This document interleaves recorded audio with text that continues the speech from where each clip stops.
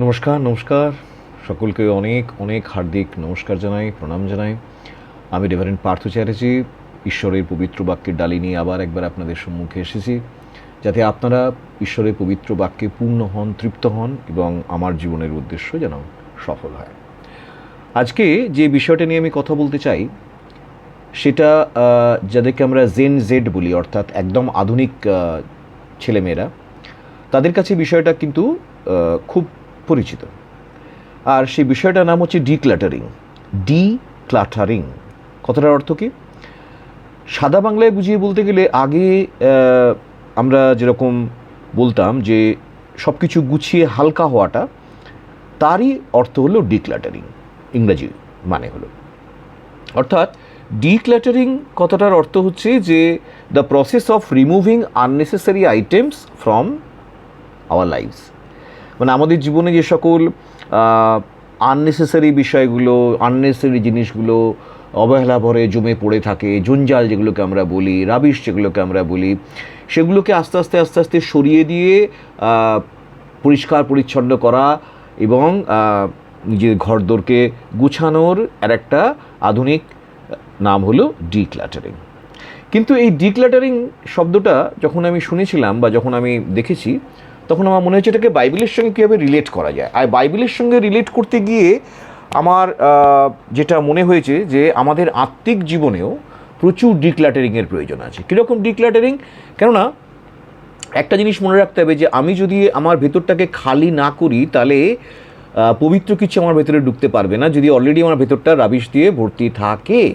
আর সেজন্যেই এই ডিক্লাটারিং প্রসেসটা আমাদের আত্মিক জীবনেও খুব বেশি দরকার। অর্থাৎ যেটা অপ্রয়োজনীয়, যেটা আমি জঞ্জাল হিসেবে রেখে দিয়েছি, অথচ কিছুতেই গুছাচ্ছি না, সেটাকে বার করে দেওয়া এবং নতুন আত্মিক জীবন নিজের ভেতরে, নিজের অন্তরের গভীরে সেই নতুন আত্মিক জীবনকে, পবিত্র আত্মাকে স্থান করে দেওয়া, এটাকে আমি বলবো স্পিরিচুয়াল ডিক্লাটারিং। আমরা যদি মতিলিখিত সুসমাচারের 6 অধ্যায় 19 থেকে 21 পদ যদি আমরা দেখি, তাহলে আমরা এই বিষয়টা তাৎপর্যটা বুঝতে পারবো। কীরকম না, লেখা আছে যে তোমরা পৃথিবীতে আপনাদের জন্য ধন সঞ্চয় করিও না, এখানে তো কীটে ও মরচায় ক্ষয় করে এবং এখানে চোরে শীত কাটিয়া চুরি করে, কিন্তু স্বর্গে আপনাদের জন্য ধন সঞ্চয় করো, সেখানে কীট ও মরিচায় ক্ষয় করে না, সেখানে চোরেও শীত কাটিয়া চুরি করে না, কারণ যেখানে তোমার ধন সেখানে তোমার মনও থাকবে।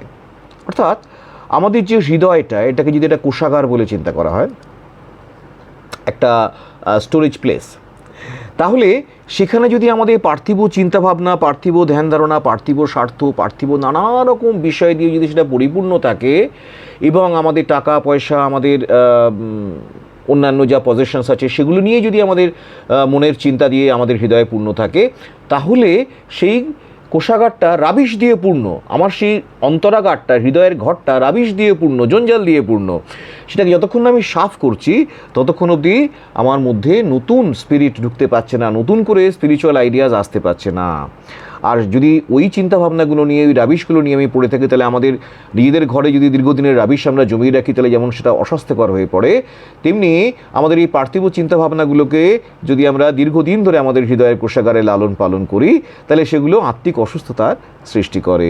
তাই সেগুলোকে সরাতে হবে। যেরকম ঘর থেকে জঞ্জাল দূর করতে হয়, বহুদিনের পুরনো জামা, কাগজ, বাস্ক, হ্যান ত্যান, এখানে ওখানে ছড়িয়ে ছিটিয়ে পড়া জিনিস দূর করে ঘর পরিষ্কার করলে তবে যেমন সেটা জীবাণুমুক্ত হয়, তবে যেমন সেটা আলোয় পরিপূর্ণ হয়, তেমনি আমাদের হৃদয় থেকেও এইসব চিন্তাগুলোকে বার করে দিতে হবে। কারণ এইসব চিন্তা যদি থাকে, তাহলে আমার মনটা ওখানে থাকবে। যেখানে আমার ধন, যেখানে আমার চিন্তা সঞ্চয়, সেখানে আমার মন থাকবে।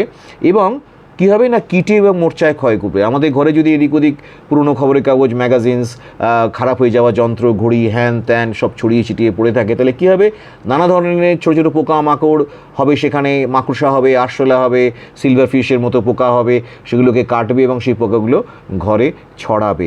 ঠিক সেভাবে আর কী হবে না, ড্যাম্প ধরবে কাগজগুলোতে, আস্তে আস্তে বর্ষাকালে ড্যাম্প ধরবে, ছাতা ধরবে, জীবাণু সৃষ্টি হবে। ঠিক তেমনি আমাদের অন্তরাগারের চিন্তাগুলোতেও কীট এবং মোর্চা ক্ষয় করে। সেগুলোকে কীট এবং মোর্চা মানে হচ্ছে বিভিন্ন আমাদেরই পার্থিব চিন্তাধারা, আমাদেরই অন্তরের সঞ্চিত চিন্তাধারাগুলোকে ক্ষয় করে, ধীরে ধীরে আরও নষ্ট করে তোলে, আরও জীবাণুপূর্ণ করে তোলে।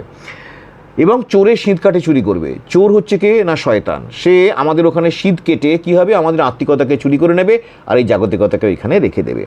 কিন্তু যদি স্বর্গে ধন সঞ্চয় করি, অর্থাৎ যদি সেগুলোকে ডিক্লাটার করে বাইরে ফেলে দিই এবং স্পিরিচুয়াল আইডিয়াস দিয়ে আমার হৃদয়কে যদি পূর্ণ করি, এটা হলো স্বর্গে ধন সঞ্চয় করা, অন্তরাগারে ধন সঞ্চয় করাটাকে হচ্ছে স্বর্গে ধন সঞ্চয় করা। তাহলে কী হবে, নতুন spiritual efforts, spiritual effects and spiritual আইডিয়াসে আমার হৃদয়ে পূর্ণ থাকবে, আর সেটা সেই চোর শয়তানের চুরি করে সিঁধ কেটে দিতে পারবে না। যেখানে তোমার ধন সেখানে তোমার মন থাকবে, অর্থাৎ এই স্পিরিচুয়াল আইডিয়াস যেখানে আমার হৃদয়ে আছে সেখানে যদি আমার মন থাকে, তাহলে মনটা স্পিরিচুয়ালিটিতে পূর্ণ হয়ে গেল। এটাই হচ্ছে ডিক্লাটারিংয়ের বিবলিক্যাল ব্যাখ্যা, সুন্দরভাবে যেটা মথি 6 অধ্যায় 19 থেকে 21 পদের সঙ্গে মিশে যায়। ঈশ্বরের ধন্যবাদ হোক, ঈশ্বরের নাম উচ্চীকৃত গৌরবান্বিত হোক। যদি আপনাদের এই ভিডিওটা ভালো লেগে থাকে তাহলে অবশ্যই আমার চ্যানেলটাকে সাবস্ক্রাইব করবেন এবং বেল আইকনটাকে প্রেস করে দেবেন, যাতে আমার করা প্রত্যেকটি ভিডিও যাতে আপনাদের কাছে গিয়ে পৌঁছতে পারে সময়, এবং আপনারা যাতে আত্মিকভাবে পরিতৃপ্ত হন। ঈশ্বরের ধন্যবাদ হোক, ঈশ্বরের নাম উচ্চীকৃত গৌরবান্বিত হোক। Amen, amen, amen.